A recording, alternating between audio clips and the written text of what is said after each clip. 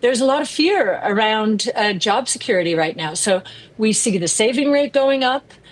We see the velocity of money coming down, and we do think we'll see one or two negative quarters. I think right now we're in a risk-off period generally, and if you've been watching Bitcoin, it's almost been a leader in terms of risk on, risk off. So I think that's what we're seeing. If we look at our on-chain analytics, what we see is, I'm sorry, I have to get this off. If you look at our on-chain analytics, what you will see is that we are in the middle of, we're a little bit more than halfway through a 4-year cycle. We think we're still in a bull market. And we believe that the deregulation that we're seeing here in the United States is going to be very important to institutions moving into this new asset class. Asset allocators have to have a point of view on this new asset class. And we think by putting it in portfolios, risk-adjusted returns for the entire portfolio will go up. Do you see more of a sell-off before things get better in these risk assets, Bitcoin or otherwise? How do you know that we're not at the lows?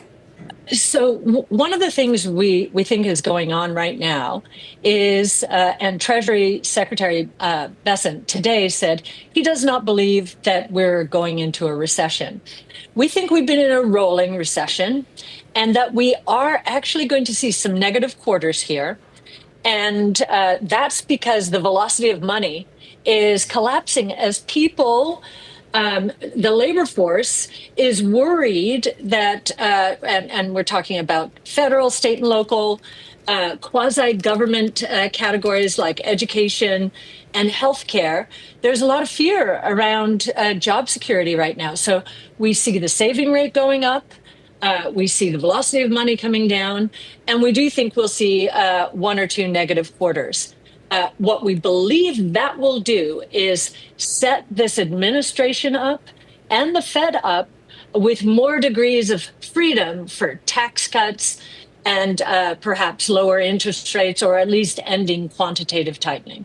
Well, we tend not to be very short-term in our focus, but if we're right, and inflation is going to surprise on the low side of expectations, we wouldn't be surprised to see 2 or 3 cuts. Now, if you look at an indicator called Trueflation, it's probably the broadest measure of inflation out there.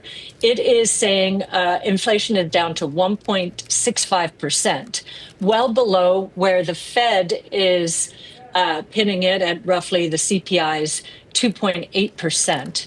And we believe that the combination of actually food prices have started coming down. Even egg prices have started to collapse, as a matter of fact. Gasoline prices are coming down.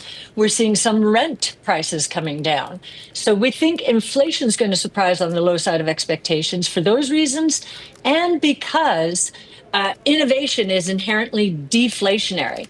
And our 5 innovation platforms are all driving different kinds of deflation, good deflation, which will cause unit growth, but deflation nonetheless. So we think the Fed is going to have many more degrees of freedom in the second half of this year than most people think. We could see more than the number I just suggested, 2 to 3.